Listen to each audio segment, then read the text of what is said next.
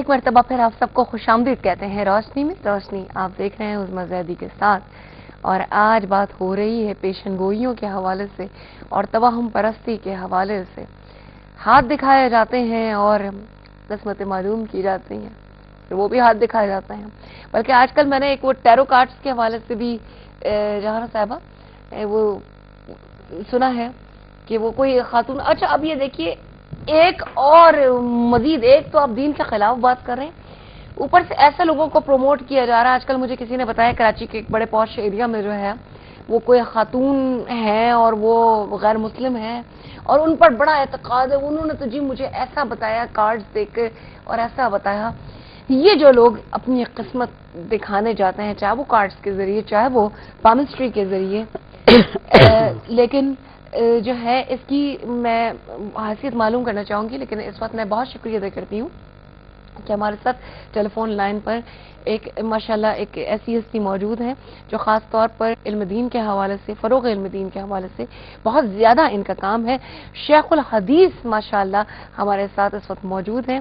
یقیناً آپ سب انہیں جانتے ہیں, پہچانتے ہیں اور پسند کرتے ہیں, اور یقیناً ان کے علم سے ہم نے ہمیشہ فائدہ اٹھایا ہے اور اٹھاتے رہیں گے. ہمارے ساتھ اس وقت ٹیلی فون لائن پر موجود ہیں مفتی محمد ابو بکر صدیق صاحب. السلام علیکم مفتی صاحب. وعلیکم السلام ورحمۃ اللہ وبرکاتہ.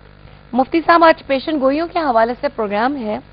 اب دیکھیں حتمی فتویٰ جو ہے ہم آپ سے یہ جاننا چاہ رہے ہیں کہ جو ہاتھ کی لکیریں ہیں اور اس کے علاوہ جو علم نجوم ہے اس کے بارے میں آخری مطلب شرعی حکم ایک آپ وہ فرمائیے, اور علم العادات کی جو گنجائش ہے وہ کہاں نکلتی ہے؟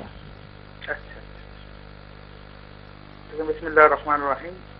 علم نجوم یا ہاتھ دکھانا یا ذائقے بنانا, اس حوالے سے نبی علیہ الصلوۃ والسلام کی واضح احادیث موجود ہیں. جی. بخاری شریف کی ایک روایت ہے کہ نبی کریم صلی اللہ تعالی علیہ وآلہ وسلم ارشاد فرماتے ہیں کہ جس نے کہا کہ آج بارش فلاں ستارے کی وجہ سے ہوئی ہے تو اس نے انکار کیا اس بات کا جو محمد صلی اللہ علیہ وسلم پہ نازل ہوئی. نبی کریم صلی اللہ علیہ وسلم نے اس کو یہاں پہ رد فرمایا اور فرمایا کہ جو کچھ کرتا ہو اللہ تبارک و تعالیٰ کرتا ہے, ستاروں کے کوئی اثرات نہیں ہے. ستاروں کے حوالے سے اتنا شریعت مطالعہ نے بتایا ہے کہ اوقات کو معلوم کرنے کے لیے, راستوں کو معلوم کرنے کے لیے ہے. پھر یہ علم غیب آئندہ کی باتیں معلوم کرنا, جیسے ہاتھ کے متعلق, اس کے بارے میں تو باقاعدہ روایت بھی ہے کہ ایسا ہے کہ گویا کہ طے کر کے چلنا اسے فرمایا گیا.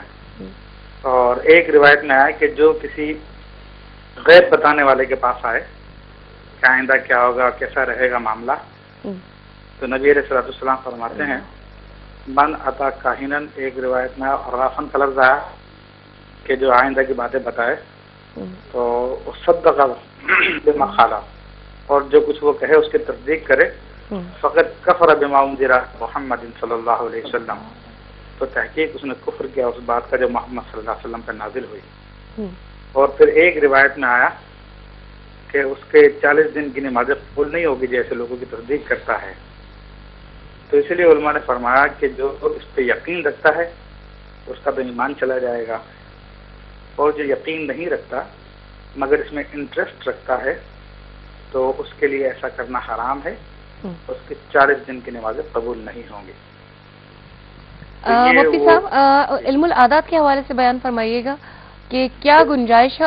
اس پہلے تو یہ بتائیے اس کی کہ یہ کہاں سے اس کی تاریخ ہمیں ملتی ہے. اور علم العادات کے حوالے سے خاص طور پہ میں ذکر کر دوں کہ یہ وہ علم ہے جو کہ قرآن مجید فرقان حمید کی آیات سے اخذ کیا گیا ہے.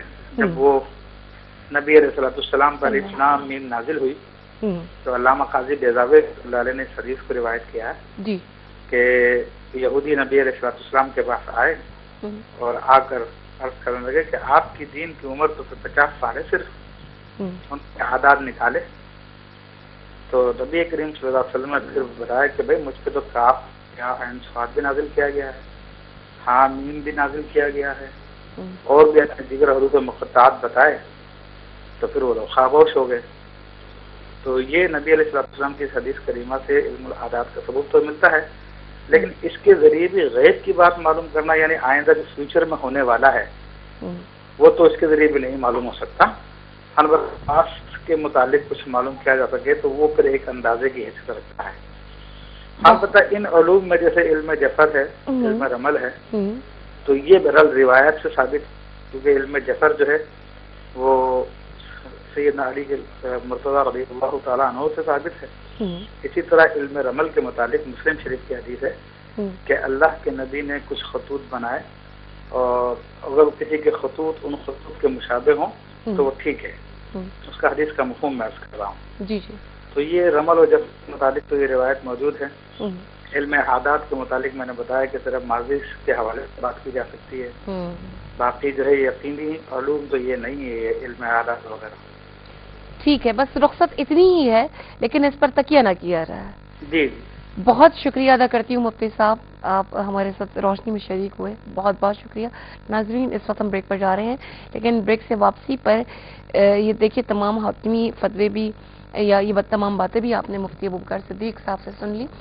بریک سے واپسی پر جہاں لطفی صاحبہ سے ہم جاننے کی کوشش کریں گے کہ یہ تمام چیزیں کسی نہ کسی طور جب کانوں میں پڑتی ہیں تو خواتین جو ہے وہ ان چیزوں کی جانب کیسے مائل ہو جاتی ہیں، اور یہ پیشن گوئیاں کرنے والے یہ عامل بابا بھی ہو سکتے ہیں۔